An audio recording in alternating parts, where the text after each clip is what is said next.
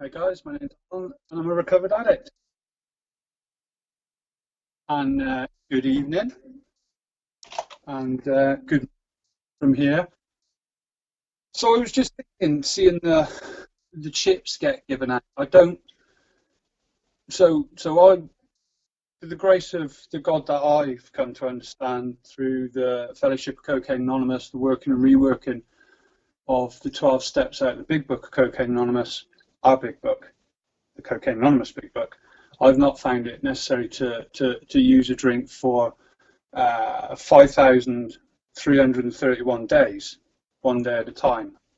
And each and every one of them days, I have felt just as important as the days that we just celebrated as you guys got up and picked up chips.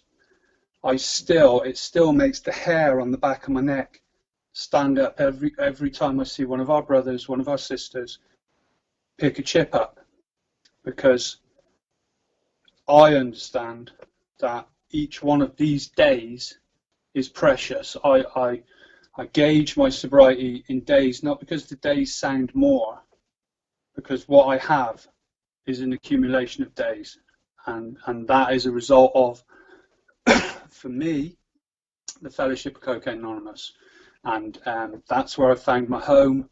That's where I serve, and that's where I feel I fit, which is unusual in that I'm one of those card-carrying members of Cocaine Anonymous who have possibly never done cocaine, certainly never done decent cocaine. When I got here and you guys told me what coke was like, I was faced with the stark realization that there are drug dealers out there who tell lies.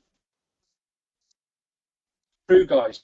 And although I was potentially sold cocaine from time to time, I don't think it was possibly the real deal. However, what I learned in Cocaine Anonymous and what I love about Cocaine Anonymous is that's not what it's about.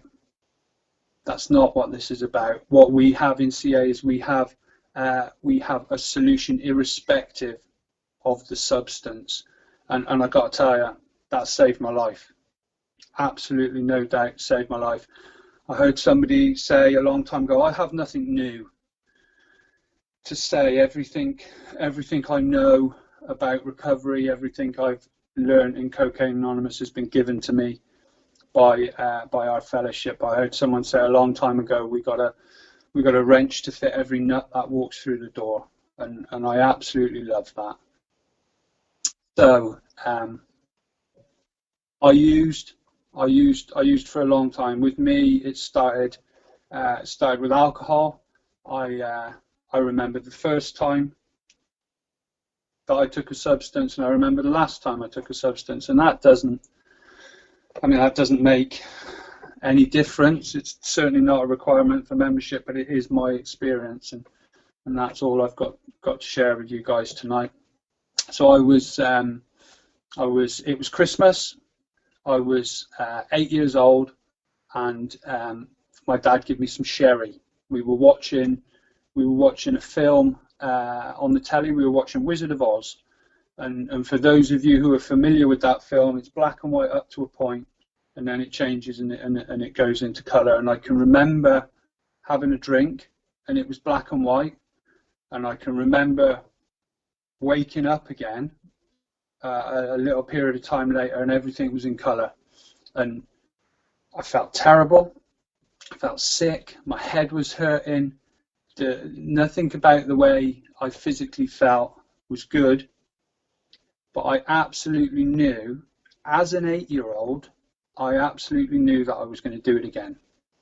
I absolutely felt and understood that something in the way I was perceiving the world around me had changed it from black and white to colour, and it felt different. So I grew up in the West Country over here in the UK, and in that part of the country here we have lots of cider farms, and they run as an ordinary farm, but they make a little bit of, they used to, they don't so much now, a little bit of revenue out of making rough cider. So this is apple cider, and if anybody has ever come across rough cider, you'll know that rough should be underlined, should be in big bold letters, should probably have flashing lights about it, because it is rough indeed. And the guy who owned this farm, his name was Bob, and we refer to him as Wobbly Bob. And Wobbly Bob had a particular type of cider that was called Wobbly Bob's Widowmaker. And for 50 pence, which is a very small amount of money over here, you could get 1 gallon of Wobbly Bob's Widowmaker. And I spent a lot of my youth embracing this fact, and a lot of my youth sat in corners of barns, sat in fields, often on my own, just drinking this substance. If anybody's ever drank rough cider, they'll know that as a substance, it's quite a thing. It has some strange effects that I liked. It has some unpleasant effects. It's not very happy being in the human body, and it looks for ways to get out as quickly as it can. So you get to develop your decision-making skills. But Wobbly Bob's Widowmaker kind of stood me in good stead for a few years, and I went through the school process, but was always a few degrees off of centre. Always, I would turn up at school drunk, and they started to cotton on things after a while, and I thought I was clever, so I moved into a higher class of substance and started glue sniffing. I don't know what it was like over there for you guys, but certainly over here in the kind of late 70s, early 80s, glue sniffing was a thing, and for some reason I thought going off at lunchtime and coming back stinking of glue was less obvious than stinking of alcohol, and of course it wasn't. And there was a process that was put in place, and people didn't really know what to do with me, and I didn't know what to do with myself. I didn't know what was wrong with me, and I just kind of bimbled on. Did the school thing, got kicked out a bit early. It was suggested that I go and honestly work for a living. I didn't take well to that. It didn't, I didn't take well to that. I thought I'd get married. I thought that'll sort it out. I didn't, and my first wife particularly didn't take well to that either. Dreadful husband, dreadful father. And the way it progressed with me is as time went on, the substances progressed, and then I found the substances I liked, and it was always going to be downers for me. It was always going to be things that kind of wiped me out, and that's the road I went down. And again, here in the UK at that time, late 80s, early 90s, you could get on substitute prescribing programs and basically get the government to fund my house, because I wasn't, nor had I ever been very capable of funding it myself. I was the kind of addict who would kind of walk into the local supermarket, 8.5, 9 stone soaking wet. I would come out of the local supermarket all bandy-legged like this, with cheese and bacon secreted in places God never intended cheese and bacon to be. I'd take my cheese and bacon and I'd sell it, and I'd get myself little, poxy little bags, and it was just one after another, and it was, when I got here and I heard of cocaine and champagne and parties and razzmatazz, I had a twinge of jealousy. I felt I'd missed out, because that just simply wasn't my experience. So, and I started to, because of the petty crimes, I started going in and out of prison, and it would be, it was so standard for me. I would go in, they would clean me up, I would start to calm down a little bit. I would come out. I would say, I'm never going to do this again, and I do it again, and absolutely no comprehension, no idea why that was. I would just do it again and again and again. And as is the case with things like this, the consequences started coming, the prison sentences started getting longer, the housing got less and less. Uh, ended up, and this is a measure of my arrogance. And when I came into the step process and started exposing some of the truth about myself, some of it was uncomfortable, but this is a measure of my arrogance. Towards the end of my using, I was homeless. I was living on the streets, and I had decided. I'd lived with this delusion that deep inside me, I was this old blue. I was, there was a bit of Robert Johnson in me. I was this tortured soul, but I was deeply, deeply gifted. And, I can't carry a tune in a bucket. It's the absolute truth of it. But I ended up on the streets, and I was begging on the streets, but my arrogance wouldn't let me settle as being a beggar. So I got a penny whistle. I didn't get a penny whistle. I went into a music shop and I stole a penny whistle. And in this town, you could go to the council, and if you asked, you could get a busking license. So I could then sit on the streets, and so I then became this musician in my deluded mind, and I was going to be able to express, my inner self through the medium of music on a penny whistle that I couldn't bloody play anyway. And I would sit day in, day out, and this is the truth. I had worked out how to play one tune, and one tune only. And ironically enough, and this is how I know God, but the God that I know, is a funny guy, has a sense of humor. That one tune was The Great Escape.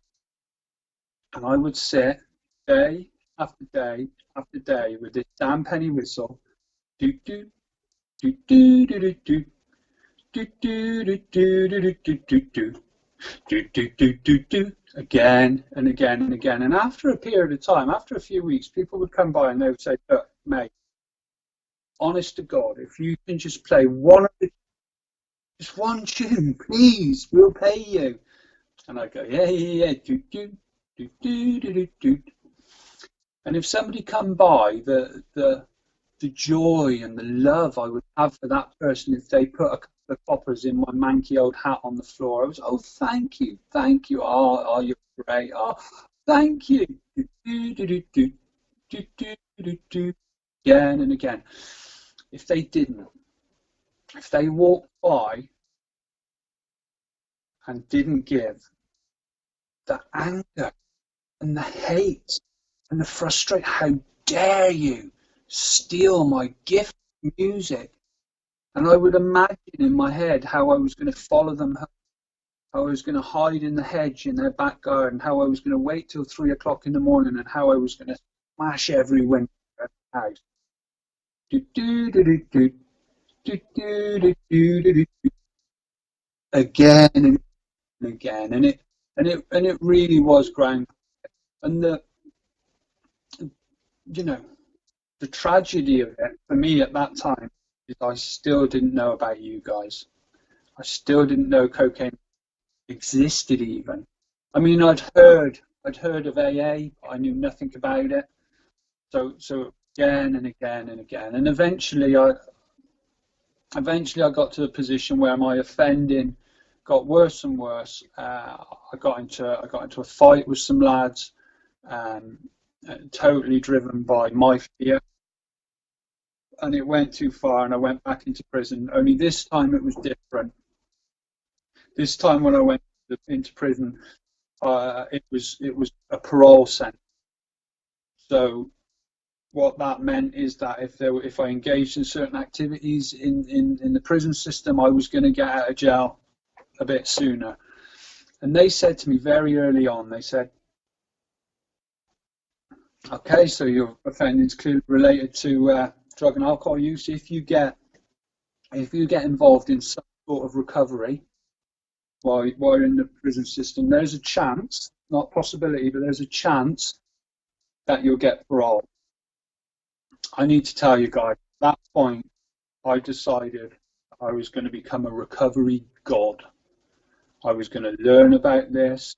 I was going to study the big book. I was going to learn all about the history of all the fellowships, because I wanted to edge my bet. I was going to put across to these people who were going to make this decision that I knew recovery, that I had recovered, that I was changed. Now, this is the thing. I didn't come here to find God. I didn't come here to get clean. I came here honestly and simply to use. And that was it. That was it. I came here on a swerve. I came here on a blag with the sole purpose to get parole, get out and use. Now, what happened is you fellows, with your spiritual trickery, wound me in so gently, I didn't see it coming. I just didn't see it coming. And I thank God today, people weren't saying at that point, when I got here, they weren't saying keep coming back. They were saying just stay here because you've got nowhere else to go anyway. You weren't saying this is wrong, that's wrong, the other's wrong. I was sharing my stuff and you guys were looking at me smiling and nodding. And it was absolutely the first time in my life ever that I'd felt I was in the right place. And I didn't understand why it was, and I couldn't quite work it out, and it wasn't matching up with my plan, my great plan. But I knew the way it felt, and I knew I was where I was supposed to be. And it's a crazy thing, because despite that, I still probably spent the first couple of years watching people walk through the door and going, I wonder if they're ready. I wonder if they're done. The arrogance just blows my mind even to today. And this is the thing. This is the truth about it, and this is the way I feel about it. When I'm sat up in my little home group on a Thursday night up in Ringwood, just up the road, and someone walks through the door, I truly, with all the love I can muster, could not care less what's brought them here. I couldn't give a monkey's about their motive walking through the door. It means nothing for me. The only thing that means anything to me is that person's walked through the door. And I got to tell you, you come through the door in my home group, I'm going to be on you. I'm gonna do for you what every single one of you did for me. I'm going to make it so easy for you to stay, and I'm going to do everything to try and make that happen. So then I'm here, and I'm part of the fellowship, and I'm starting to get involved. And this had started to happen while I was still in prison. There was one particular person who was key in that part of it, and he sadly recently died. And I absolutely credit man as playing an integral part in my journey, for carrying the message Cocaine Anonymous to me, for saying don't overcomplicate it, just stay. I'll tell you what, while you're in, we'll give you something to do. So they give me my parole. I used to say, well, it got to the point where, it went before the parole board, and I'd been active in the fellowship for a while there, and I didn't really care if they gave me my parole or not. That was a lie. I cared deeply, and I was very happy when they did. And I come out of prison, went into a treatment centre out here. I don't know how things are over there, with you guys currently or how they were back then, but certainly back then here in the UK there was lots of funding for these places, and it was a great opportunity to just settle. I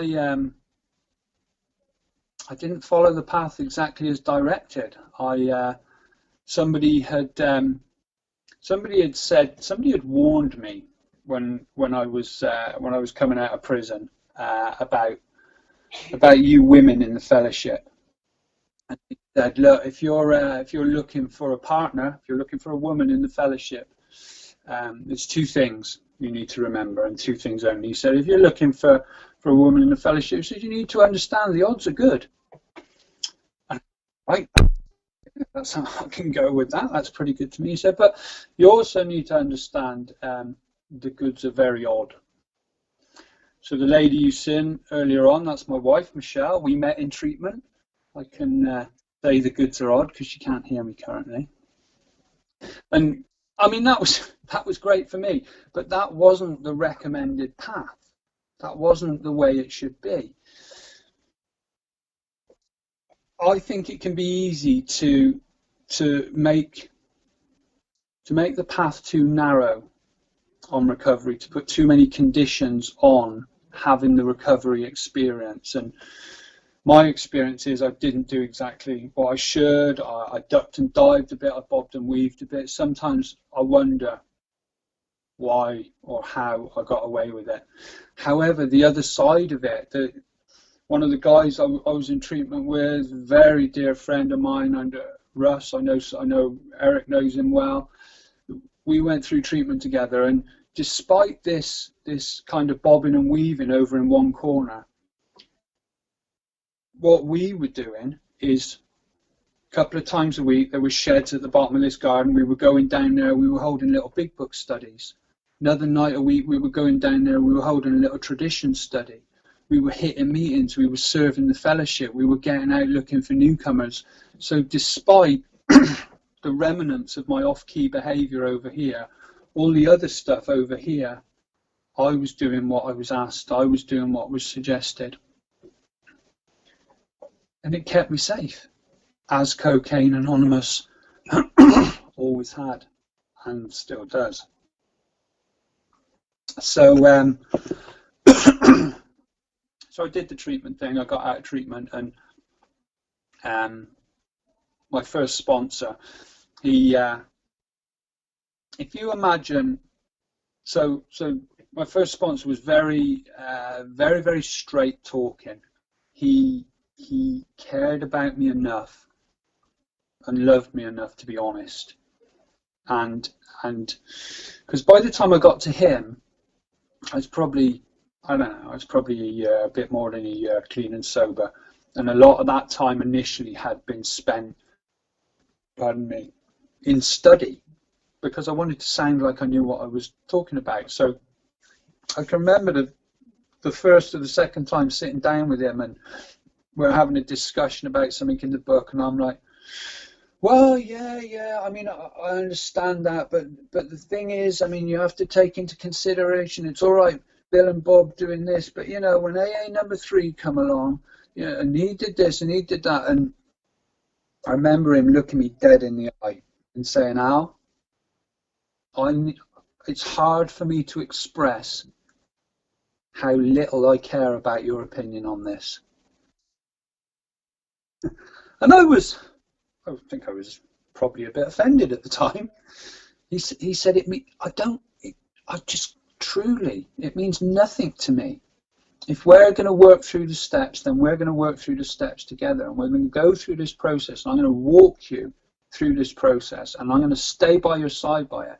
But what we're not going to get is there's a couple of wonderful old drunks who are not about anymore, but used to do big book study stuff, and they used to refer to this thing, they call it keen and intellectual alcoholic mind, and I've got the addict version of that, which is about 3 clicks higher, and is extreme. You know, I'll sit in a room on my own with a paper cup and complicate the hell out of it. You know, I just couldn't be left to that behavior, and he caught on to that quick, and he simplified it beautifully.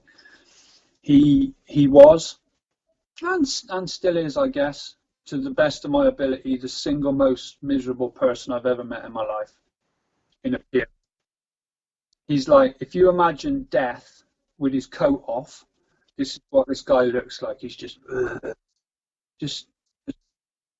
but so loving, so caring, so compassionate. And he was another person who stepped in and was instrumental in my journey and in saving my life. And he took me through the steps. And I can remember we started the step process, and because of the way meetings are in prisons, and because of the way treatment centres are over here, they're very kind of multi-meeting style, which again I would complicate the hell out of.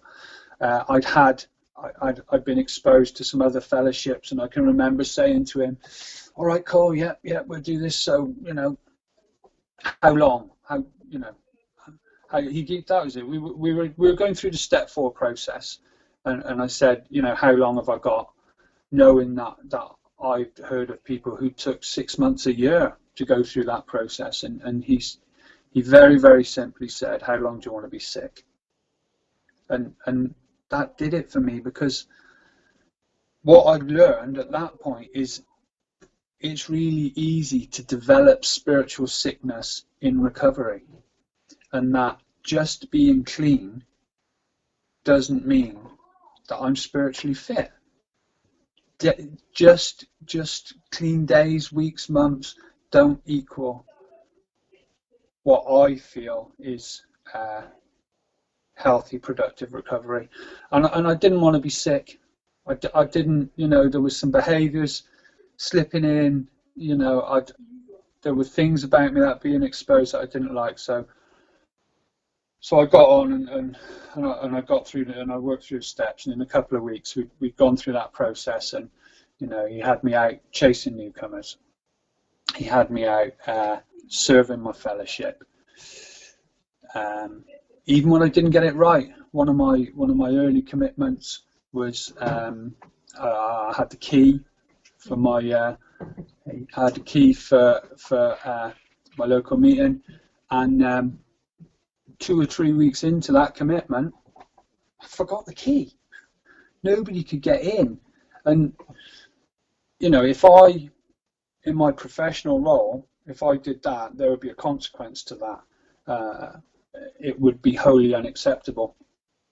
What we did that night, it was a lovely summer's night down here in Bournemouth, seaside town, and that meeting was big. It still is audio big book study meeting. What we did is we all got our big books, we all walked up the road, we all sat on a cliff top in a big circle with our books and had the meeting anyway. And CA's done that repeatedly again and again and again. There's no dramas, there's no panics, we look after each other. So I progressed through, went out and got a job for the first time. For me, I just got a job washing cars, and that was good enough. I turned up every day and I did the best, and I had another revelation in recovery. It was revealed to me that if you're working for someone and you turn up every day and you don't steal from them and you do a day's work, they love it. They embrace it. They pay you every week. You become what's known as a good employee. And I progressed through that, started working with other people. Me and Michelle ended up getting married. Lovely little son. 9 years ago, we had our little boy Jack. They told Michelle she'd never have children. They told her a long time ago that was never going to happen. That wasn't the truth. That wasn't the truth. Miracles have repeatedly happened again and again and again. I've remained through my recovery active in as many areas of CA as will have me. and whether that's been H&I stuff, going back into the prisons and being able to do that, which is really, for me, a really cool thing to do, because obviously there's my link. Whether that's been public information stuff, being involved in that, being able to go on the radio or do things like that. The convention stuff, I was able to be involved in some convention stuff when we had the World Convention over here a while ago, which was really cool, and being able to do that. Have a home group, have a sponsor. My sponsor now is a different guy to the guy I started with. I've had 3 sponsors in the getting up to 15 years that I've been here, and I haven't outgrown any of them. What's happened is, you know, the first one moved away, the second one moved from the fellowship, and the third one still lumbered with me. The way it's worked for me is I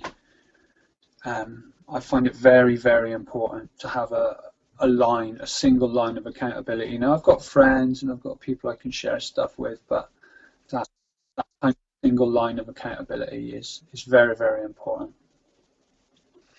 What I've learned in recovery is that the storms will come. There will be challenges. I never tell a newcomer it's going to be sunshine and happiness every day, because it's not. Because shit happens, because life comes along. What I do know to be an absolute fact is that the working and reworking of our 12 steps, active participation in Cocaine Anonymous, accountability to a sponsor, has given me the ability to deal with everything that's come along up to this point. And there's been, you know, there's been loss, there's been deaths. A year ago, last January, I was involved in a motorcycle accident. So I grew up riding bikes, road bikes all my life.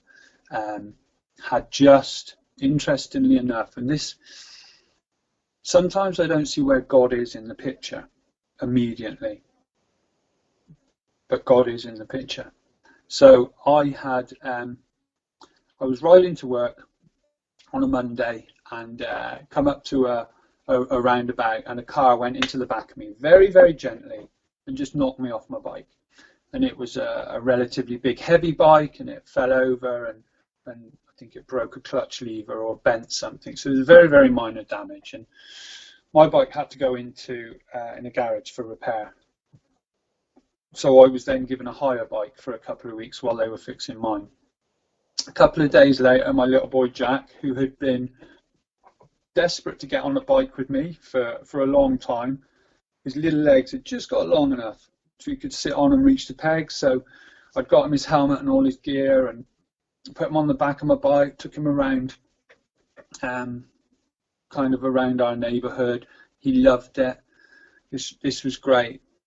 The following day or 2 days after that, I'm riding to work. I finished work and I'm going to college in the evening. It was in January, so it was quite dark and wet. And a car pulled in front of me, and I hit this car. Now, I absolutely believe with all my heart, if I'd been on my bike, which was a much lower, more sporty bike, then I don't think I'd have survived. I absolutely believe with all my heart the fact that I was on this higher bike, which was a different style of bike and much higher, is what flipped me over the bike, over the car. So I had this accident and I hurt myself quite badly. I broke my hip, and it had to be screwed. It took quite a bit of work to get it back together, and it took. I was in hospital for almost a month while they've got everything bolted back together. Now, the way it works for medicine here, and I think it's probably pretty much the same over there, is that just about the best painkillers they have, I don't react well to. So you give me a button and I push it and it gives me morphine, then I have an abnormal reaction to that. But this is what I had to have, and this was the so they gave me huge amounts of morphine to, you know, while they were fixing me. I need to tell you guys that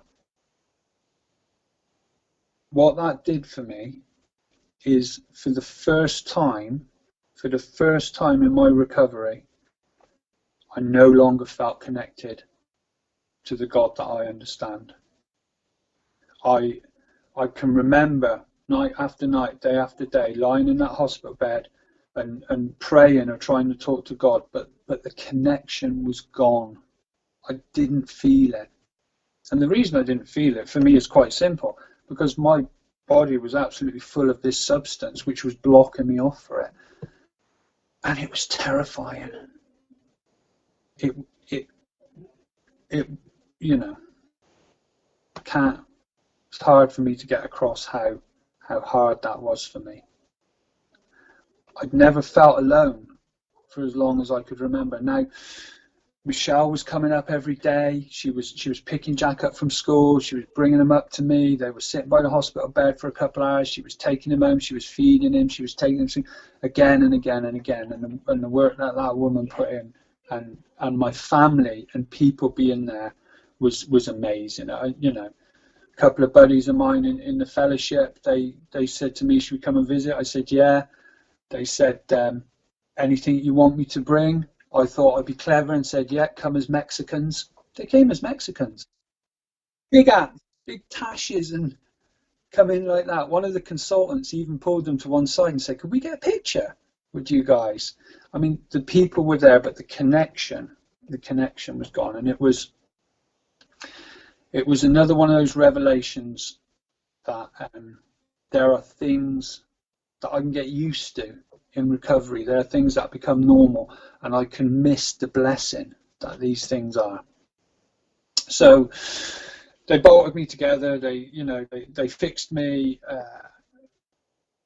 got me out of hospital. I think when I first met Eric, it wasn't long after that. It was a convention. They were still wobbling me around in a wheelchair, and I could hardly stand up. And the most amazing thing happened. I had, although I couldn't feel the connection at that time, sufficient power in my life. Hey, Jack. I had sufficient power in my life to be able to actively detox off the meds that they'd give me in hospital much quicker than they were. I mean, because they're like, yeah, we'll give you these things, just take them for 6 months. Once this levels out, then we can start reducing you. And that's not a world I can live in. I was relying on being safe and protected by the God of my understanding at that point.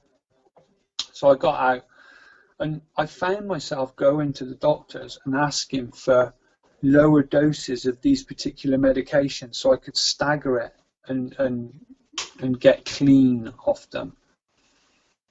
I was talking to someone a little while ago who had come to meetings, and I was saying, look, the thing we have in Cocaine Anonymous, I need to tell you, we got a solution here, and you absolutely never have to use again. And he said to me, mate, you don't understand. You've been clean all this time. You have got absolutely no idea what it's like to be physically clucking and rattling and have to leave here and use again. You've got no idea what withdrawal from this is like. How can you say that? I said, you know what? That's not true. I do. And this is my experience on that. This is my experience of detoxing in recovery, of being awake and going through this process. And I'm so much a believer of nothing happens by mistake. I'm so much a believer that although I can't necessarily see it when I'm in the middle of it, when I look back at it, there's a reason. And I don't, I think it's our job, and I think it's my job to look for that reason. So, that happened. I got through that. Everyone around me loved me and looked after me. once my head was defogged again, once once I could start the detox process and wake up again to what was going on, I was able to start seeing and embracing that relationship with the God that I've come to understand in our fellowship again, and it's been a mixed experience. Sometimes it's been great. Sometimes it's been uncomfortable. Sometimes I've wondered what's going on. But what I've done is what I've always done. I've put one foot in front of another. I've attended my home group. I've remained accountable to my sponsor. I've worked and reworked steps.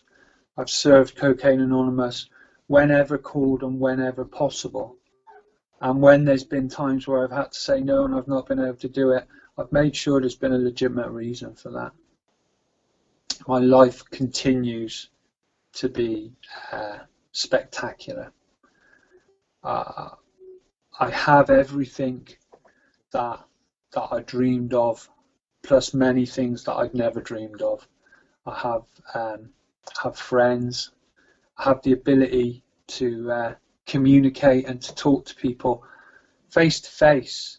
I mean, you know, in my drinking and using, I literally couldn't hold a conversation. I literally couldn't look you in the eye. I was too busy trying to work out what you wanted from me or what I could do to sound clever, or it was just such a complicated place to be, and now that's not it. You, and I know, and I see some of you people getting out and getting them chips, and like I said, that's such a buzz. That's an incredible thing. Stay with us. Stay with us. If anybody says keep coming back, respectfully as you can, suggest they piss off and just let you stay. Because if you're anything like me, there's nowhere else to go. Get a job and throw yourself into this fellowship. That's my experience. Look to the person next to you and see what you can do for them. I will say, and I used to try and be controversial because I thought it was clever, but I got no interest in that. However, I will say that although the new people in the meeting are absolutely crucial and vital to my survival and our survival, I don't subscribe to the new person being the most important person in the room. I believe each and every one of us are equally important to each other. I believe the old timer can be sat dying at the back of the room because everyone thinks the old timer's fine, they've got years behind them. What can go wrong for them? I believe that anything at all that separates us is life-threatening to us. We are all equal in Cocaine Anonymous, whether you're in 10 minutes or 10 years. We are all equal and we all need each other. We truly, truly need each other. So, love to all you guys. This has been a great experience for me. This, Worldly Indeed is such a cool thing, and I thank God for the technology we've got to be able to do this and to be able to link like this. I will say the last thing, we all, I'm sure, know the story of AA and these two wonderful old bedwetters that started off and led us to where we are. And the two very different characters, and you got Bill Wilson, a kind of liar, cheat, thief, womanizer. I identify with Bill, and this other, and Dr. Bob, and there's a story, there's a tape actually of one of Bob's last talk. So he's ill, he's got the cancer, he knows he's going to die, things ain't looking great for him, and he does this talk, and there's part of the talk where he says, paraphrasing a little bit, he talks about the 12 steps when simmered down,